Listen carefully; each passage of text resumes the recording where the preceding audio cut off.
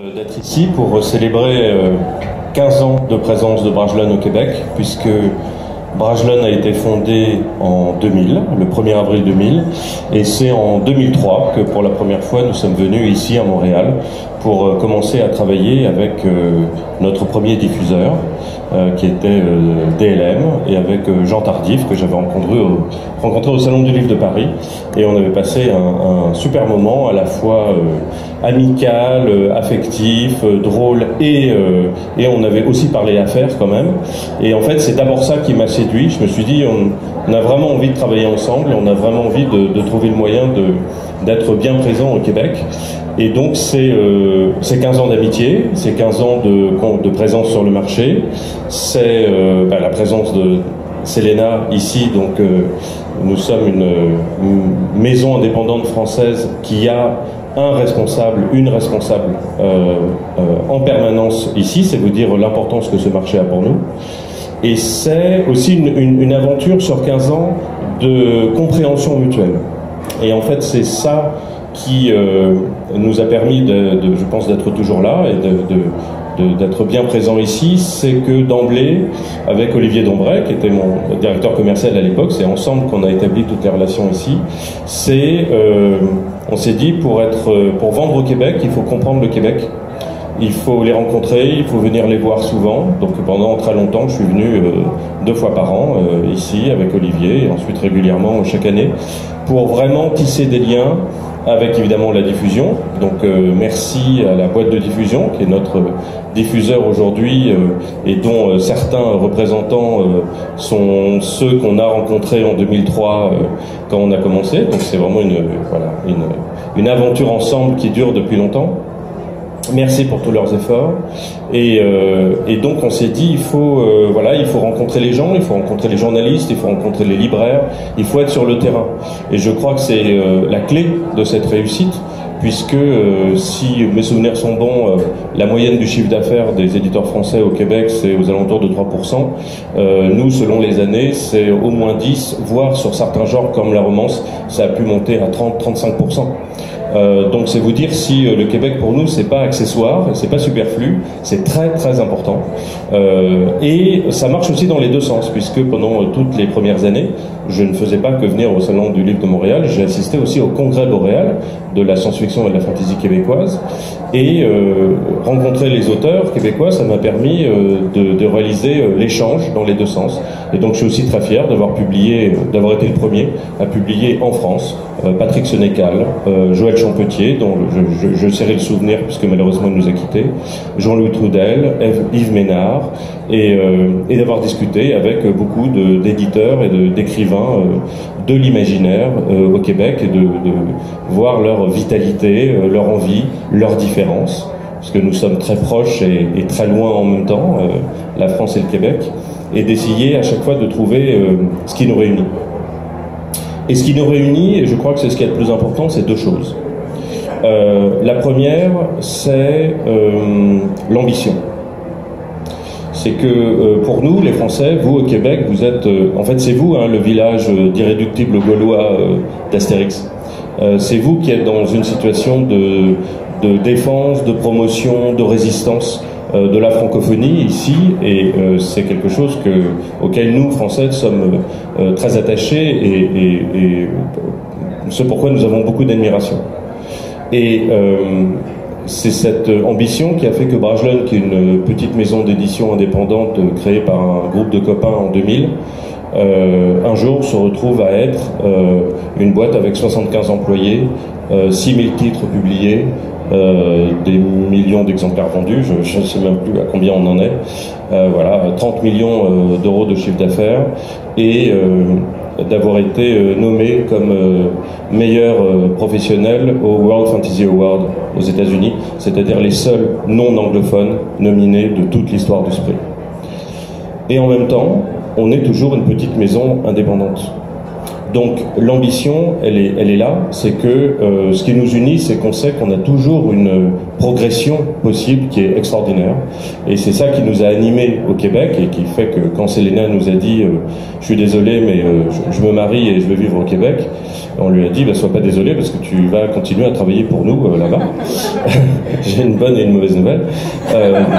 Et je pense que ce qui nous attend encore est extraordinaire parce qu'il faut avoir cette ambition et que parfois on fait une erreur, nous francophones, c'est qu'on n'en a pas assez.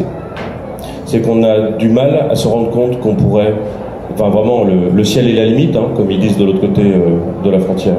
C'est que mon histoire, l'histoire de Brajlon, c'est qu'on peut être une petite maison indépendante, faire un truc bizarre, l'imaginaire, qui est une niche, et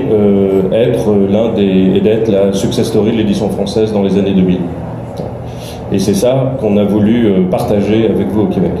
La deuxième chose qui me paraît extrêmement importante, évidemment, c'est l'imaginaire. Parce que Brajlon, c'est d'abord de l'imaginaire, mais c'est aussi avec la marque Milady du roman féminin, de la romance, c'est aussi du roman policier, c'est du thriller, c'est avec la marque Castelmore de la jeunesse, c'est avec High Comics du comics, c'est avec Hauteville des histoires de petits chats, des témoignages, c'est des albums, enfin c'est énormément de choses. Et mais à l'origine, il y a l'imaginaire, et l'imaginaire c'est important. Pourquoi c'est important ? Parce qu'on est quand même toujours obligé de se battre pour l'imaginaire. Parce que nous n'avons pas assez de visibilité en librairie pour l'imaginaire. Parce que nous n'avons quasiment aucune exposition médiatique pour l'imaginaire. Il y a des raisons à ça, que j'ai exprimées dans diverses tribunes, prises de parole, interviews dans la presse ces dernières années. Des raisons qui sont, à mon avis, liées à un complexe culturel typiquement français. J'aimerais que vous échappiez à ce complexe culturel français parce que vous êtes dans une autre situation géographique, vous avez une autre histoire, mais le plus important dans l'imaginaire, c'est de se rendre compte qu'il fait partie de notre histoire. Que le problème de l'imaginaire en France, c'est que trop de gens pensent que c'est un genre américain. Et Rabelais n'était pas américain, Chrétien de Troyes n'était pas américain, Marcel Aimé n'était pas américain, Pierre Boulle, l'auteur de La planète des singes, n'était pas américain, et la liste elle est très très longue. Et la deuxième chose, c'est que l'imaginaire, tout le monde aime ça, mais peu de gens savent qu'il y a des livres qu'ils pourraient aimer et qui appartiennent à ce genre. Je vais vous donner un chiffre spectaculaire auquel je tiens beaucoup. Dans le cinéma, sur les 20 plus gros succès de l'histoire du cinéma, savez-vous combien de films relèvent de la fantasy et de la science-fiction? Sur 20, 17. Il n'y en a que 3 qui n'en relèvent pas, c'est Titanic et 2 Fast and Furious. Vous vous rendez compte que tout le reste, c'est de l'imaginaire. Alors qu'on ne vienne pas me dire que l'imaginaire, ça n'intéresse pas grand monde. En fait, c'est le genre qui intéresse le plus de gens au monde, l'imaginaire. Donc, à nous de trouver le moyen de faire progresser ça. Et comme on en parlait tout à l'heure avec Chloé, pourquoi est-ce qu'on se sent encore dans une niche avec les littératures de l'imaginaire, alors que la niche, c'est les autres? Eh bien, je pense parce qu'il faut qu'on change de discours et qu'on arrête de se spécifier et qu'on arrête de dire « Oui, mais alors je vais vous expliquer ce que c'est l'imaginaire. » Je me souviens de Pierre Pével, éminent auteur de fantasy en France, invité dans un salon à Saint-Malo en France, et il arrive sur le plateau et on lui dit « Alors expliquez-nous, la fantasy c'est quoi et pourquoi ça marche ?» Et Pierre a dit « L'écrivain qui était assis à côté de moi là juste avant, qui fait du roman policier, vous lui avez pas demandé le policier c'est quoi et pourquoi ça marche. Vous lui avez dit alors votre livre ça parle de quoi. Donc moi je vais vous dire mon livre de quoi il parle. Il faut arrêter de se spécifier. Il faut arrêter de se défendre. Il faut arrêter d'être en guerre. Cette guerre, on l'a déjà gagnée. Et ce qui est vrai pour l'imaginaire est vrai pour tous les genres. Il est évidemment vrai pour la romance, qui, d'un point de vue francophone, est une niche. Mais vous savez très bien que quand vous traversez la frontière et que vous allez aux États-Unis, 52% du marché de la fiction, c'est la romance. Un roman sur 2 vendu aux États-Unis est une romance. Elles ont gagné depuis longtemps. Donc il faut arrêter de penser qu'on est petit, qu'on est bizarre, qu'on est différent. En fait, il faut trouver le moyen d'être beaucoup plus accueillant et de montrer que, en fait, c'est pour vous, c'est pour tout le monde. Vous aimez déjà ça. Et donc ça passe par un discours, ça passe par une offre en librairie, etc., etc. Et la troisième chose, qui est encore plus importante que tout ce que je viens de vous dire, c'est qu'il y a le combat pour l'ambition francophone, il y a le combat pour l'imaginaire et les genres en général, mais le combat le plus important qui nous unit tous, c'est le livre. Et quel que soit son contenu, que ce soit de la pensée ou des histoires, que ce soit illustré ou du texte, le plus important, c'est le livre. Et moi, ma religion, ma carrière, ma vie, c'est le livre. Et que ce soit de l'imaginaire ou pas, que ce soit de la romance ou pas, que ce soit des auteurs que j'aime ou pas, que 270 millions de gens dans le monde lisent un bouquin que je trouve exécrable, ça ne me pose aucun problème. Le plus important, c'est le livre. Et c'est pour ça que nous nous battons. Et nous nous battons, nous devons nous battre avec un seul argument, c'est le plaisir. Trop souvent, je rentre dans une librairie et on ne me parle jamais de plaisir de lecture. On me dit ça, on en parle, ça c'est important, ça c'est un auteur qui apporte beaucoup. Mais le plus important, c'est de dire aux gens, mais en fait, lire c'est un plaisir. Et on a on ne leur dit pas assez. On se concentre sur d'autres choses. Nous, les éditeurs, on se prend la tête sur nos logos, sur les marques, sur les collections, sur le rythme de publication, mais on s'en fout. Enfin, ça n'intéresse que 0,0001% de la population. Il y a déjà tellement peu de gens qui lisent. On ne fera progresser notre cause qu'en rappelant le plaisir de lire.